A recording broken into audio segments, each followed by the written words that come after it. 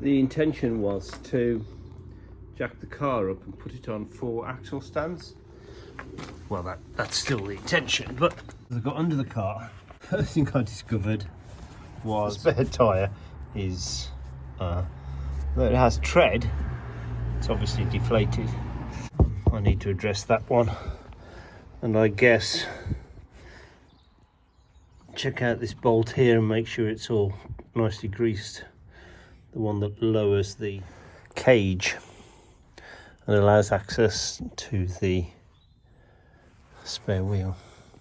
So I intend to jack from the differential using a piece of plywood, but in order to centre the plywood I needed to centre the jack first. I'm happy that's now centralised, and I'll put the plywood on top. This part here where the drain plug is and here does all look quite level, so it shouldn't just put pressure on the nut or anything. And of course, once I've got the axle stands on, I can remove the jack. You sort of feel it's quite precarious in that position, but that's the way it should go. And thanks to Steve Payne, the one thing he suggested was, if you're going to try and get it on 4 axle stands, then you jack from the back first, because otherwise if you jack the front, the back will be so low you won't be able to get the lifting handle to operate correctly. I think it's worth mentioning, not that I'm trying to teach anybody anything, because these videos are not intended to do that. They just show what my son and I have done to the car. They're not about showing you how to do it. It's just how I've done it, and there will be different ways. But jacking a car up is quite dangerous. And putting axle stands under. This is a 3-ton, long reach, low profile trolley jack. When you put it on axle stands, you need to give it a shove to make sure it doesn't fall off or doesn't move. The other thing that I'd mention is you have to remember that when you're using a trolley jack, either the trolley jack has to move further under the car as you're jacking, or alternatively the car has to move back, because it moves up at an angle and the car doesn't stay still, or the trolley jack doesn't stay still. You have to make sure that there's no brakes on. It's not so bad when you're jacking the back because there aren't any brakes on the front, but when you're jacking the front, you have to be so careful that the brakes aren't on, or that your trolley jack can easily move with the car as you jack it. These are the axle stands I have. I bought 4 off eBay as a set of 4. They are supposed to be 6 ton each stand, and there was £74 for 4 of them. You have to be careful on eBay because quite often they tell you they are 6 ton stands, but when you read the actual blurb, it's 6 ton per pair, i.e. they're only 3 ton each. These are 6 ton stands, and they have that sort of ratchet arrangement that's there. I'm not sure how good that is, a bit worrying, but they seem they all have that.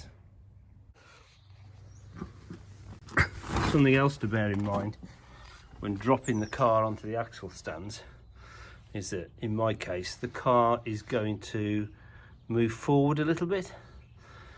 So you need to position your axle stands so that just before it goes onto the axle stands, it is centered. If you're too high up when you drop the car, it will move forward and won't be centered on the axle stands. So the car's now on the axle stands.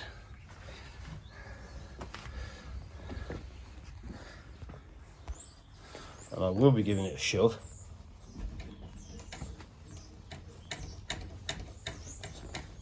I'm quite happy that's okay. That's its location on the axle, and it's the same position on the other side, away from any wires and pipes. Front is a little different. For me, I've hardly got any room, but jack under that front cross member, and I use a large piece of wood which will go on the low profile jack. But the other thing is, as the back is on axle stands, the car is not going to move when I jack. I have to rely entirely on the jack moving under the car as I jack. So it's on a steel plate. I can't take the risk of it not moving. My cross member is marked dead centre, so's the wood, and the wood also has that recess that fits nicely on top of the jack.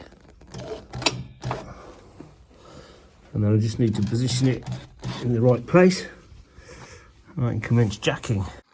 Annoyingly, when the car's level, I couldn't get the 6-ton axle stands under the front.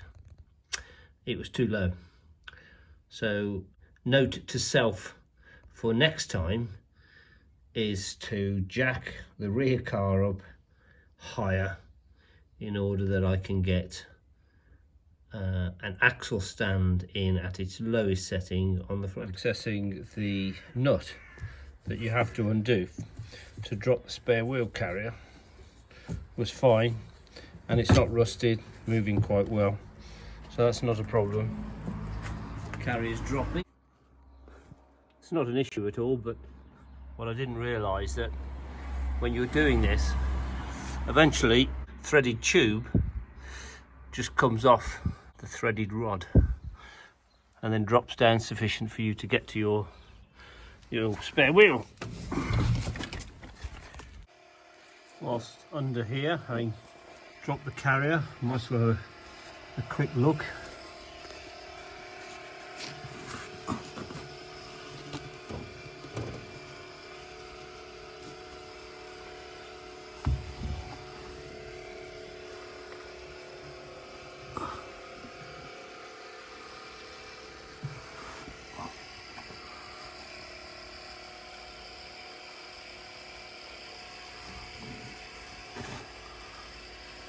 I think that's the indentation in the seal where the tyre went.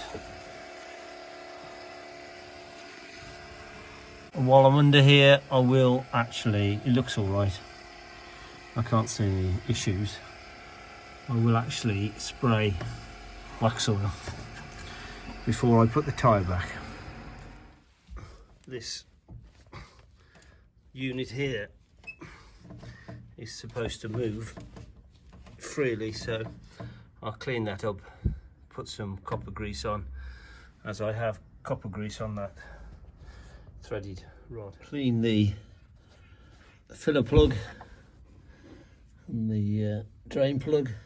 Quick search on the forum, it's a 9/16. As always, undo the filler plug a little bit first to make sure it does undo before undoing the drain plug. You need 2 litres. It doesn't take 2 litres, but it's more than 1 litre. I bought this stuff because I went on the Jensen's Owners Club and somebody said, for instance, that more modern fluids and his Salisbury axle specialist use this limited slip diff oil.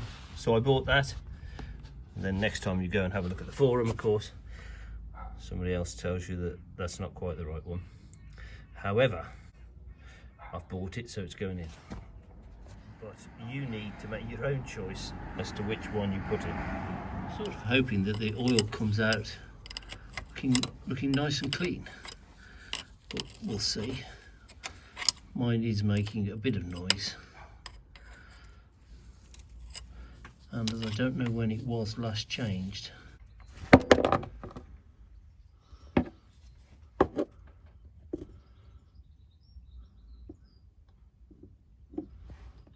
well, so I'd say that's old. I can also see that the rear handbrake cable is hanging quite low under the car.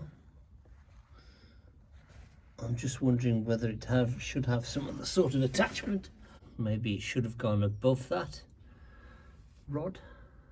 That's a question I'm going to ask the forum, because I don't know and what the best thing to do is, but I don't like it hanging down. There is enough room to get your tube in,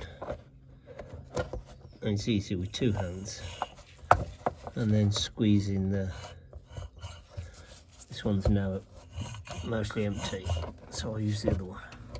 There is room to get the tube in up from the side and to get the majority of your bottle out. I'm going to change to the second bottle. So reasonably easy to do with those two bottles, and now it's starting to come out. Pour the old oil into one of the empty containers, and even if you allowed for the remnants of the oil left in the pan, only about 750 maximum of oil came out of that differential.